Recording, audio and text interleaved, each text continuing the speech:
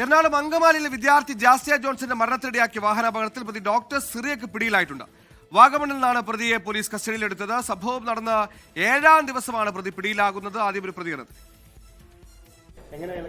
രഹസ്യവിവരം കിട്ടിയായിരുന്നു. അതനുസരിച്ച് നിർദ്ദേശം സിയുടെ നിർദ്ദേശാനുസരണമാണ് ഞങ്ങൾ പോയി നോക്കിയത്. അയാളെ ചെറുതായിട്ട് ശ്രമിച്ചു.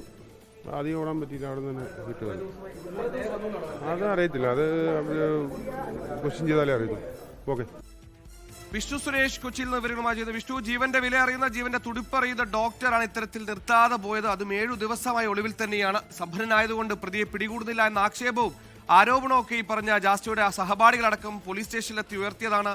ഇതിനിടയിൽ പ്രതി പിടിയിലാകുന്നു. എവിടെ നിന്നാണ് പിടിയിലായത്? ഒളിവ് കേന്ദ്രം എവിടെയായിരുന്നു?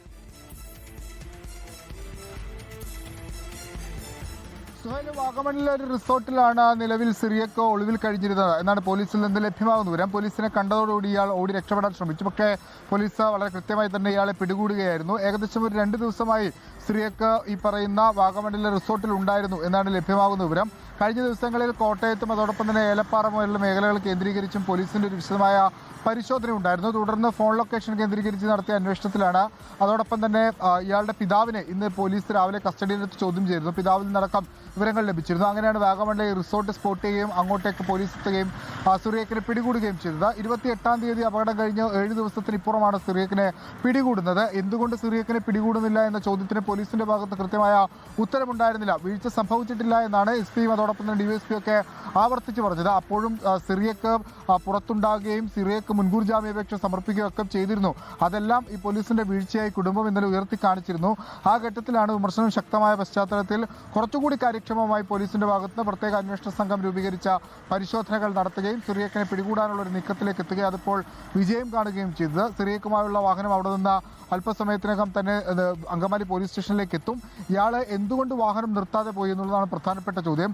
വൈദ്യപരിശോധനയൊക്കെ നടത്തി ഇപ്പോൾ മദ്യപിച്ചിട്ടുണ്ടെന്ന കാര്യം കണ്ടെത്തുക അതൊരു ശ്രമകരമായ ദൗത്യമാണ്. പക്ഷേ ഇയാളുടെ മൊഴിയുടെ അടിസ്ഥാനത്തിൽ അക്കാര്യങ്ങളൊക്കെ കണ്ടെത്താനാകുമെന്ന പ്രതീക്ഷയിലാണ് അന്വേഷണ സംഘമുള്ളത്.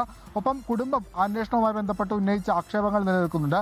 അതിൽ വിശദമായ പരിശോധന നടത്തുമെന്നാണ് റൂറൽ എസ്പി കെ സുദർശൻ വ്യക്തമാക്കിയിട്ടുള്ളത്.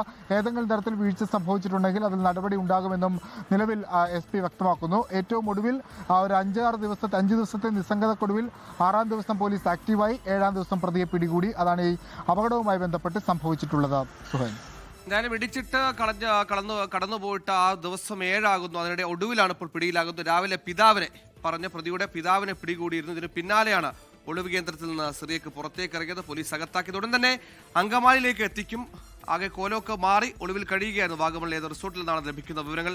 ലോകത്തെവിടെയായാലും ഏത് സമയത്തും 24 വാർത്തകളും ഓഗ്മെന്റഡ് റിയാലിറ്റി പാക്കേജുകളും എക്സ്പ്ലെയിനറുകളും വിശദമായി കാണാൻ ഞങ്ങളുടെ യൂട്യൂബ് ചാനൽ നിങ്ങൾക്ക് സബ്സ്ക്രൈബ് ചെയ്യാം.